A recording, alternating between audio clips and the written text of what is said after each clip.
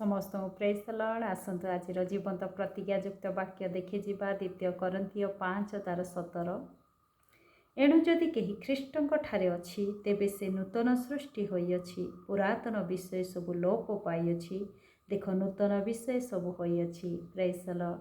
एणु जदि केही ख्रीष्टଙ୍କ ठारे अछि से नूतन सृष्टि होइअछि। निश्चय आज आमानकु प्रभु से नूतन सृष्टि करिअछन्ति। आमानकर पुरातन विषय सब लोप पाइअछि।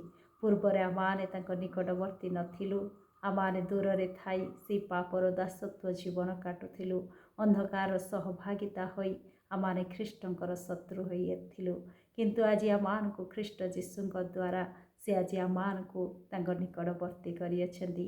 एफिसियो 2 तार 13-14 लेखा जाए, किंतु पूर्वे दूररे थिलो जे तुम्हेमाने एबे ख्रीष्ट जीशुंक ठारे ताहांक रक्त द्वारा निकटस्थ होइअछ, कारण से तो आम्भमानक शांति से शत्रुता स्वरूप मध्यवर्ती विच्छेद प्राचीर भग्न करी उभयंकु एक करिअछन्ति। Praise the Lord.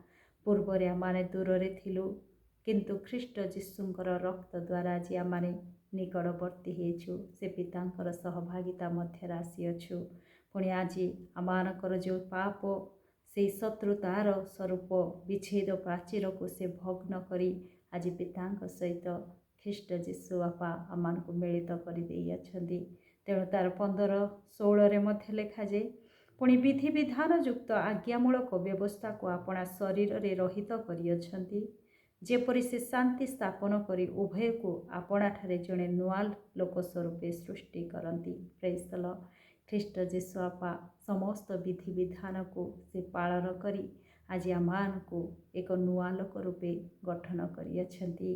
पुणी आउ क्रूस द्वारा शत्रुता विनाश करी तो द्वारा उभय को एक शरीर स्वरूप गठन करी ईश्वरଙ୍କ सहित मिलित करंती। Praise the lord. आज आमानकु से नूतन लोक करि देइअछन्ति। पुणी पितांक निकटरे आमानकु मिलित करिअछन्ति। तार 19-20 मध्य लेखा जाए, अतएव तुम्हेमाने आउ विदेशी बा प्रवासी नुह, किंतु साधुमानक सहित सहनागरिक और ईश्वरଙ୍କ परिवार भुक्त अट। तुम्हेमाने प्रेरित भाववादी मानक भित्तिमूल उपरे निर्मित होइअछ, ख्रीष्ट जीशु स्वयं सेथिर कोणर प्रधान प्रस्तर। Praise the lord. आज आमाने नूतन लोक होई जाइअछु। पुणी आमाने आउ विदेशी नहु कि प्रवासी नहु, किंतु साधुमानक सहित सहनागरिक अटु। पुणी आमाने ईश्वरଙ୍କର परिवार भुक्त बा से परिवार लोक होई जाइअछु।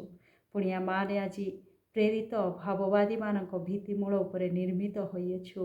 आमानकर प्रधान प्रस्तर होउछन्ति ख्रीष्ट जीशु। आज आमाने नूतन सृष्टि होइअछु। ए 2025 रे आमाने आहुरी प्रभुंक निकटवर्ती हेबा, आहुरी प्रभुंकर गौरवर कारण हेबा। प्रभु दया करंतु, अनुग्रह करंतु। ए वाक्य द्वारा मते आपनकु आशीर्वाद करंतु। आमेन।